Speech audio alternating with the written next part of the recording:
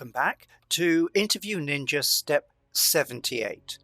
We're continuing with hearing about the interview experience for Strictly Come Dancing at the BBC. We're assessing how fluently he talks about it.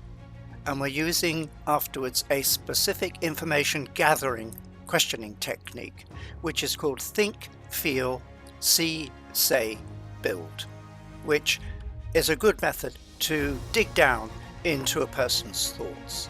We're also setting the questions up, positioning for a before, during and after structure of activity when planning an important interview. So mostly the early part of these questions is the before and the during.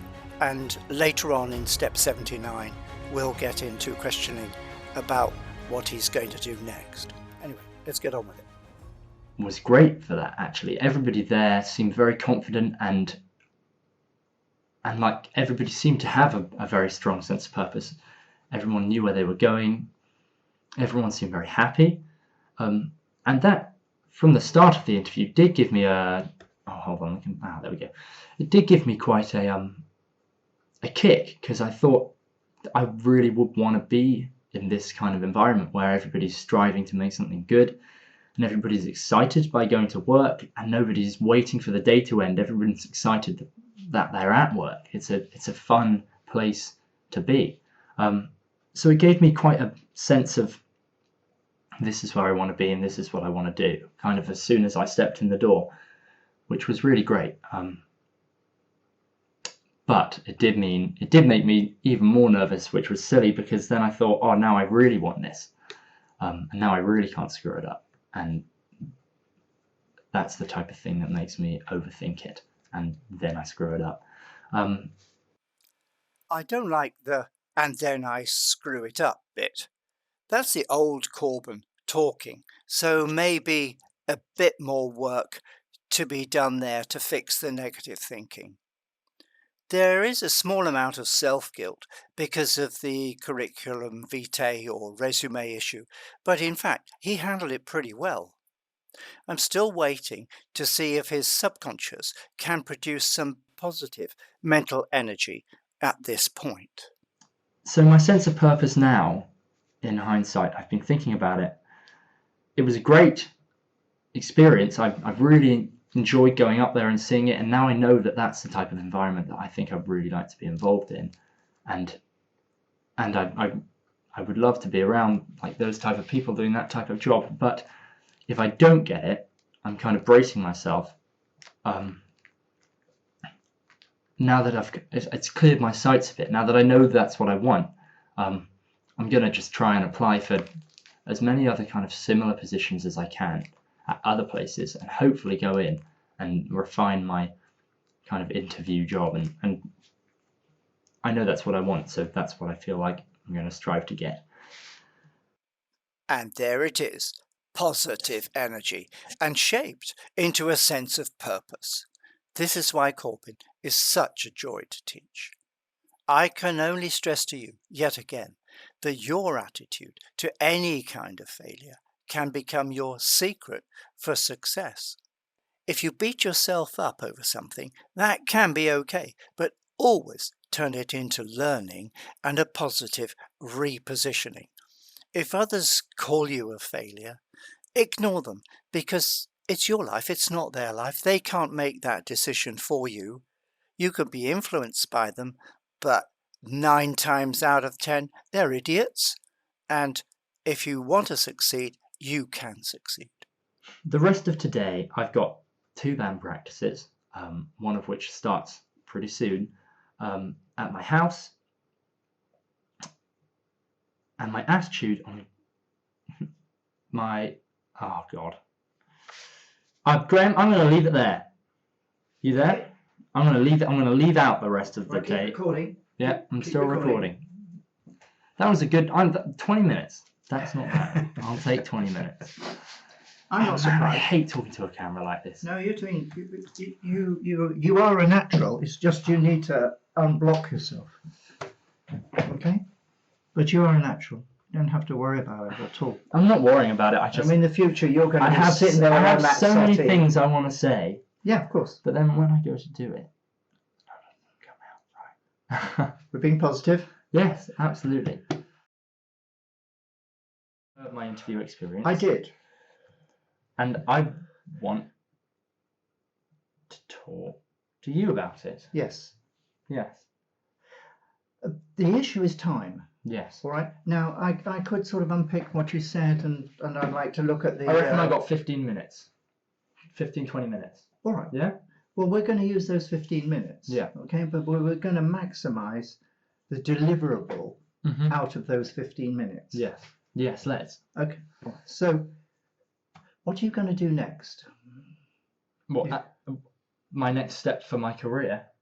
It's an open question. What are you going to do next? Sense, what I'm going to... Here and now, talk. Okay. We're here, we're now. What are you going to do next? What am I going to do next? In one sense, I'm going to drive back. I'm going to pick up my band members and take them back to my house. Okay. What am I going to do next in terms of my career? Is I'm just going to wait and see if I get that job, and if I do get it, then great. I'm going to go and do that. I'm going to give it my all and network as hard as I can. And if I don't get it, then I'm just going to keep applying for similar things until I get to where I want to be. Okay, so let's try and adjust your approach to post interview activity. Mm-hmm. So let's look at what was good for a start, Mm-hmm. and then what was in effect unfinished business. Yeah. Right. So what was good? You dressed correctly. You were ready. Yes, I heard this correctly. You were prepared. Yeah. Somebody might say you were over prepared. I mean, how did you feel about seeing those people and already knowing who they were and already having researched them? Or the lady especially. Well, for that, I felt that was actually very helpful because sometimes at previous interviews, just for silly things like M&S, I've been sat waiting for an interview and the interviewer has walked in and taken me to where the interview was going to be, but I don't know who that is. I don't know if that's the person interviewing me. Immediately, I knew with these people, when I saw them come in, I was like, now I get my kind of interview face on. Okay. I'm going to be polite from these people from the get-go. I would be anyway, but like... Yeah, but you could focus. I could focus. As soon as I saw them, fire I your was shots like, and yeah. the interview has started. Yes, exactly. This is not just finding the room. Yeah, as soon as I saw them, because otherwise I would have... Right. So next question. Yeah. How did you feel when you sat down in the lobby? I arrived so early. I wasn't that nervous when I sat down. It looked like a great place to work, and I was excited because everybody looked like they were having a great time. So I was like, man, I really want this. And then as my 15 minutes kind of wasted away, I progressively got more. I wasn't really that nervous, but I'm always going to be nervous before an interview to a certain degree. So, I prefer ticked away. Yes. To wasted away. Why? Because I was using it and not wasting it. Yes, and you're observing the environment, yes. Which is a brilliant thing to do. I used to even go to corporate headquarters the day before and pick up any collateral that was in the room, in the area, and take it away and read it. And smile at the receptionists and stuff like that. Yes, I did a lot of that. Always open to misinterpretation. Because they're always pretty. But they're not, but you know. Okay, but I'm particularly interested. You might have had an expectation of the interview process and being, for example, taken to an office or something. I thought it was going to be more formal than it was. Last time I was doing the BBC, everybody was very serious. Children in need, but I guess we weren't actually on the set of the show, and it was just a regular day for these people. So maybe the fact that it was less formal is just how it normally is. Yeah. Okay, I'm going to spring something on you any minute now. Okay. Yeah. So heads up. Yeah. Right. So, how did you feel you got on with both people, the lady and the guy? What was the dynamic between them? So, the guy almost felt like her kind of trainee to a certain degree. Okay. The lady was more formal than the man. Mm-hmm. And the man was he was a late 20s, and she was doing a lot of the talking, Mm-hmm. and he would just nod and smile in Mm-hmm. a friendly way. And I got on with the lady they may have done this on purpose in hindsight, probably not actually, they didn't seem too switched on in that respect, but she would talk to me and say all the serious things, and he would kind of do a reassurance. A very nice version of good cop, bad cop type of stuff. Yes. Yeah. So I felt like I got on with both of them.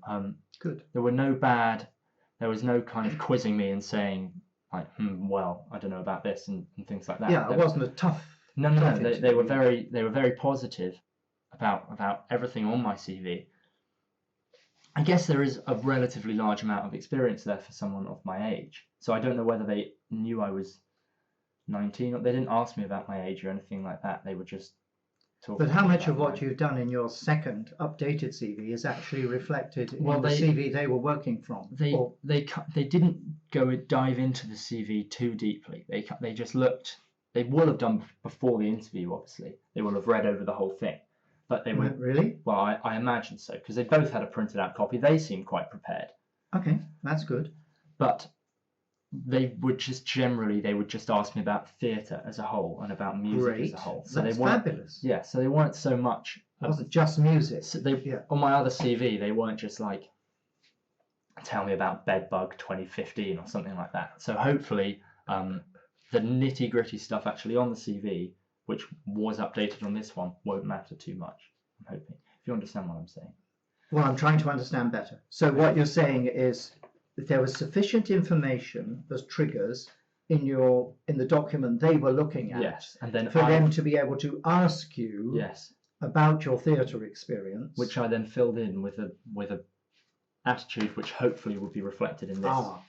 So do you feel you communicated Corbyn now rather than Corbyn the schoolboy? I hope so, yes. I really did try for that to be the case. And how did they react to that? Did you get a feeling they were thinking, oh, why isn't this in the CV? Or did you think they were, oh, this is great. He's even better than it looked like in the CV. I think I got a sense of this is better than it is in the CV. They were particularly interested in what celebrities I've worked with and how I felt about working with the celebrities. Okay. They wanted to know a lot about what I do in kind of like a diva situation with someone that wants exactly this temperature and things like that. And they also, the lady almost bitched about kind of things that had happened in the past for a large amount of the interview. She was telling me about specific experiences with runners and with celebrities that got on her nerves or something like that. It was almost like a... Why do you think she did that? Well, it was to tell me what she doesn't like, or what she those expects. People? Yes. Or in my role that I would be taking on, which was, it almost felt like a slight warning. Yes. But well, that's what it was, wasn't it? Thinking about it. Yes. And she wanted to see how you reacted to that. Yes. Could you cope with someone that... Well, that's exactly... She basically said, she went on a big rant about how runners had annoyed her in the past. Mm. And then she kind of busts out the question of, like, she goes, I get really, really angry sometimes. How do you deal with people getting angry? Mm-hmm. And you said? And I said... That's an okay break point. We can hear about how she felt in step 79. If you're interested in the questioning technique that I was using there, I was using what's called left brain, right brain, think, feel, and build. So there are 5 elements of the questioning I was using in order to keep Corbyn at ease, but get as much information as we could about his thoughts and his feelings. Obviously for the purpose of being able to use the information so as I can help him by coaching him through any issues that might need to be addressed.